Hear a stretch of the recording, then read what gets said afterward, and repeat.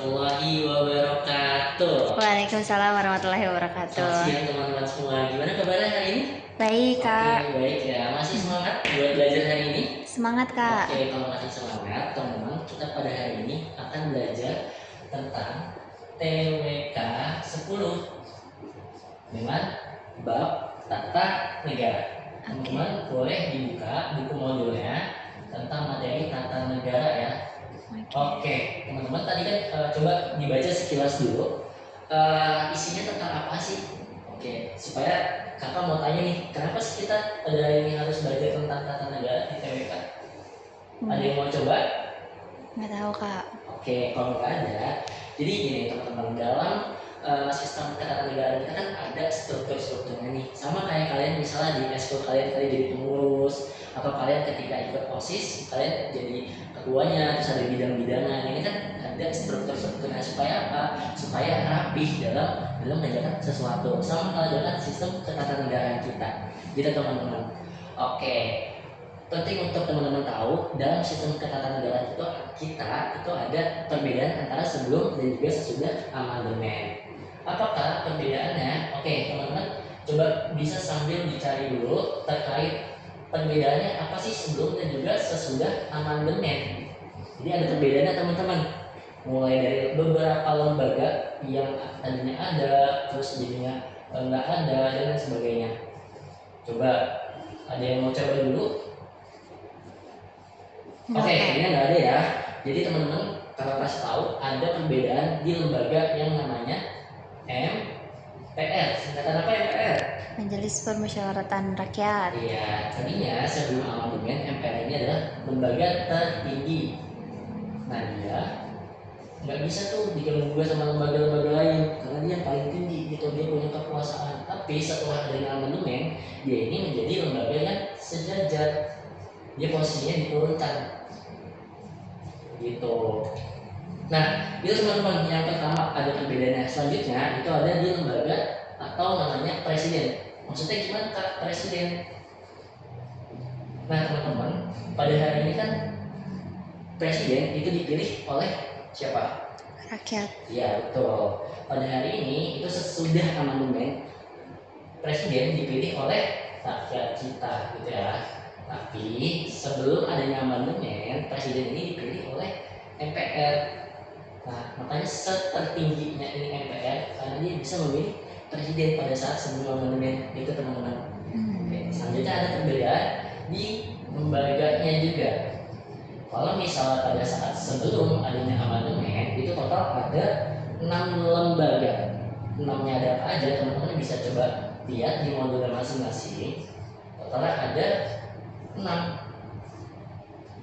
Nah, tapi setelah adanya amandemen itu ada perubahan, ada penambahan dan juga ada pengurangan.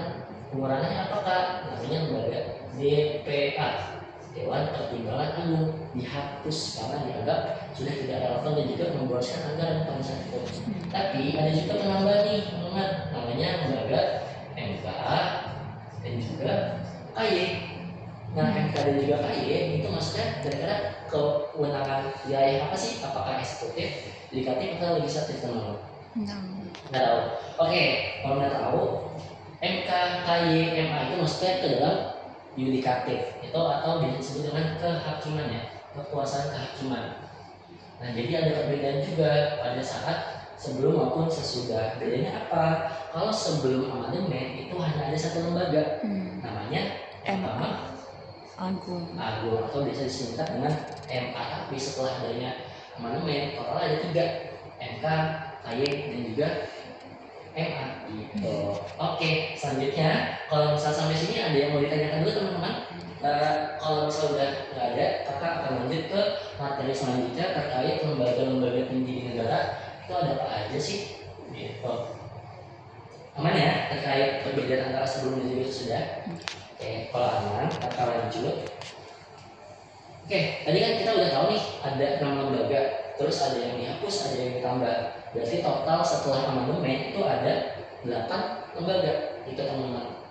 Kira-kira dalam 8 lembaga ini ada apa aja sih? Tadi kan kakak udah sedikit singgung tuh, ada eksekutif, yudikatif, terus ada legislatif. Nah, kita mulai coba dari yang legislatif dulu kali ya. Teman-teman tahu gak sih lembaga legislatif itu ada apa aja? Yang mau coba bantu kakak untuk kasih tahu? Nggak tahu. Oke, kalau nggak tahu, pertama kita bahas mulai dari MPR ya, lembaga legislatif. Di legislatif itu ada 3 teman-teman. Yang pertama itu MPR. MPR tugasnya apa? Singkatannya apa coba? Mulai dari singkatannya dulu deh, teman. Majelis Permusyawaratan Rakyat. Iya, singkatannya Majelis Permusyawaratan Rakyat. Untuk tugasnya dia adalah untuk amandemen Undang-Undang Dasar. Ingat ya, Undang-Undang Dasar, bukan undang-undang. Jangan sampai ketukar, karena undang-undang dan juga undang-undang dasar itu hal yang berbeda. Gitu. Selanjutnya ada apa? Ada yang tahu? DPR. DPR. Ya, DPR atau Dewan Perwakilan Rakyat itu punya 3 fungsi, teman-teman. Yang pertama, legislasi. Legislasi ini apa? Ngapain dia fungsinya? Nah, fungsinya dia untuk membentuk atau merancang undang-undang. Ingat ya, undang-undang, bukan undang-undang dasar. Selanjutnya, fungsinya yaitu sebagai fungsi anggaran. Nah, ini fungsi dari DPR untuk menyetujui atau menolak dari RAPBN.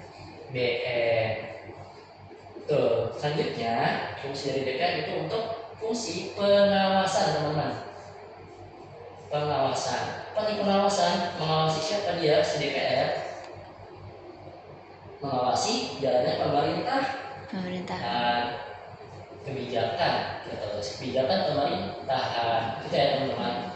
Oke, ini dari fungsi DPR. Ada satu lembaga lagi nih yang kurang dari legislatif. Apa kira-kira teman-teman? DPD, ya betul. Ada lembaga yang namanya DPD atau Dewan Perwakilan Daerah. Tuh. Nah, DPD ini, kalau DPR tadi mewakili suara rakyat di tingkat nasional, DPD ini untuk mewakili di tingkat provinsi atau daerah. Itu ya, teman-teman. Dan juga si DPD ini nggak punya hak voting nih, beda sama DPR. Kalau DPR itu dia bisa memutuskan suatu RUU, tapi DPD hanya bisa mengajukan, mempertimbangkan, dan juga mengusulkan aja nih, terbatas gitu. Jadi tadi legislatif udah 3 semua, kita lanjut ke yudikatif.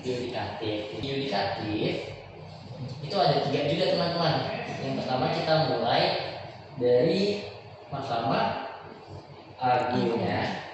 Di Mahkamah Agung dia tugasnya itu untuk membawahi peradilan-peradilan yang ada di Indonesia gitu. Nah, jadi kalau misalnya ada suatu kasus kayak misalnya kekerasan, penganiayaan dan lain-lain, itu dibawahi oleh Mahkamah Agung. Oke, teman-teman. Oke, selanjutnya ada lembaga yang namanya Komisi Yudisial. Yudisial ya. Oke, Komisi Yudisial ini fungsinya untuk mengawasi hakim-hakim yang ada di Mahkamah Agung. Jadi kan pada saat sebelum amandemen kan belum ada nih, dia setelah baru ada setelah amandemen. Kenapa dia baru ada? Karena untuk mengawasi nih si hakim Mahkamah Agung yang tadinya banyak sekali praktik-praktik mafia hukum dan sebagainya gitu. Terus selanjutnya ada lembaga yang namanya Mahkamah Konstitusi. Ya, Mahkamah Konstitusi ini biasanya untuk menguji undang-undang terhadap undang-undang dasar gitu. Jadi kalau misalnya ada di undang-undang menyebutkan A tapi di undang-undang menyebutkannya B misalnya, nah ini kan beda ya. Nah, ini biasanya yang berwenang untuk mengajukan atau memutuskan yang benar yang mana dibawa ke MK gitu. Oke, selanjutnya satu lembaga lagi nih, teman-teman. Ini ada lembaga negara yang tinggi tapi dia sifatnya independen. Dia nggak masuk ke eksekutif, dia nggak masuk ke legislatif ataupun yudikatif, nggak masuk. Nah, ini namanya lembaga BPK, teman-teman. Dari namanya kira-kira apa sih BPK ini singkatannya? Badan Pemeriksa Keuangan. Iya, kira-kira kalau misalnya dari namanya nih, teman-teman Dengar. Kira-kira tugasnya ngapain sih dia? Ngurusin uang. Iya, ngurusin uang. Jadi kayak ibaratnya jadi bendaharanya si negara ini, dia yang memeriksa seluruh keuangan negara. Jadi mulai dari kementerian, terus juga dari BUMN dan lain sebagainya yang menggunakan aliran-aliran dana uang negara ini diperiksa oleh BPK. Jadi dia memeriksa pengelolaan keuangan negara gitu teman-teman. Dan biasanya nanti kalau misalnya ada suatu, kalian melihat di berita ada menteri atau di kementerian ada yang korupsi, ini biasanya yang bakal tahu pertama kali ini dari BPK, nanti bakal dilaporin ke DPR DPD, terus juga nanti bakal ditindaklanjuti sama aparat penegak hukum kayak kepolisian, kejaksaan, KPK dan lain sebagainya. Gitu teman-teman. Sampai sini ada yang mau ditanya dulu terkait materi yang udah kita sampaikan. Tadi ada amandemen, terus ada juga lembaga tinggi ya. Gimana? Cukup kak. Oke, kalau udah cukup, teman-teman bisa langsung mulai mengerjakan latihan soal ya. Oke, kita langsung bahas latihan soal aja ya kalau gitu ya.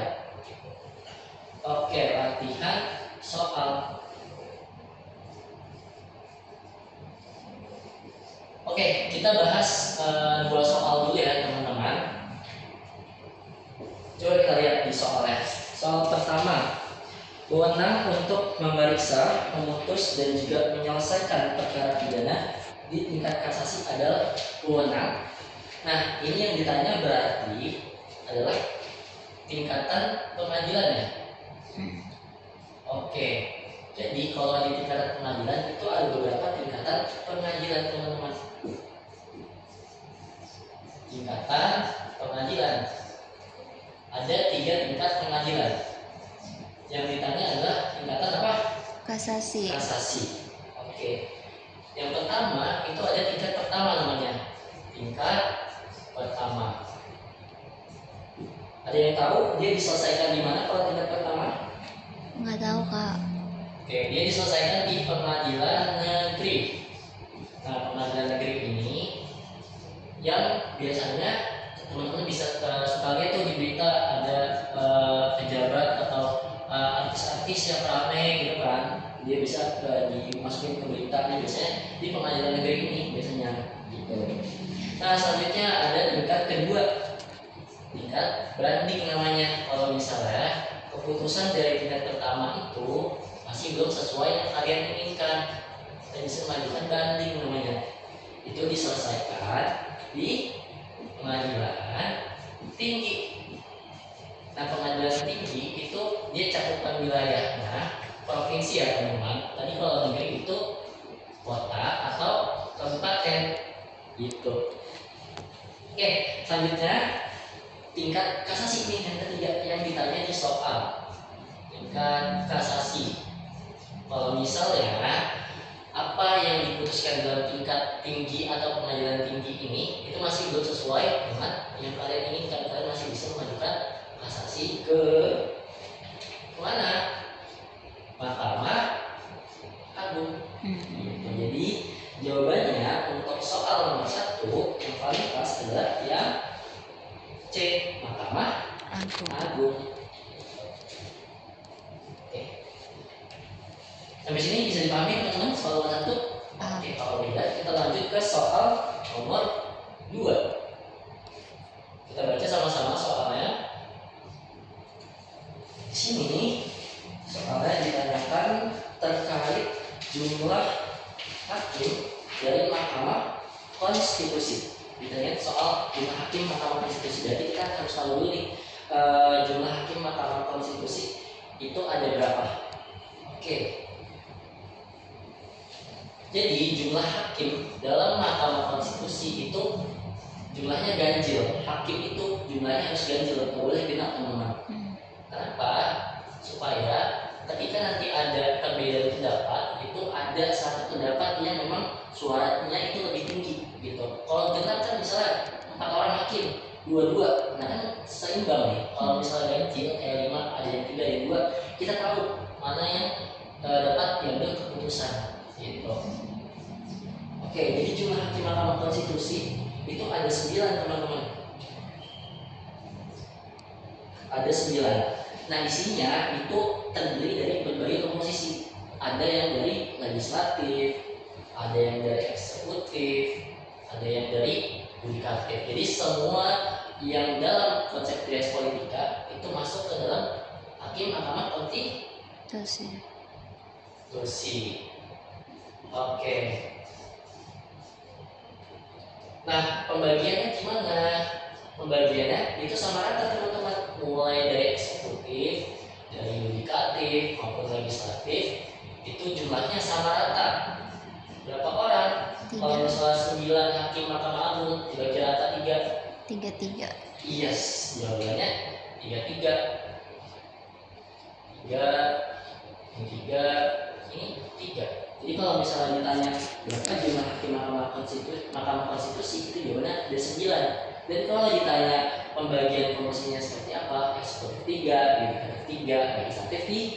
Jadi jawabannya yang paling tepat di soal adalah yang B. Gitu. Oke, sampai sini ada yang mau ditanyakan dulu teman-teman terkait pembahasan soal maupun materi yang kakak sampaikan? Cukup. Oke, kalau udah cukup, kakak cukupkan dan kakak bantu ingatkan jangan lupa nanti setelah dari ini teman-teman bisa review kembali materinya yang telah disampaikan. Terus teman-teman juga bisa lihat review dari pembahasan soalnya. Jangan lupa untuk terus latihan soal supaya teman-teman juga kebiasaan. Oke, kalau udah nggak ada lagi, kakak cukupkan untuk sesi kali ini. Terima kasih. Wassalamualaikum warahmatullahi wabarakatuh. Waalaikumsalam warahmatullahi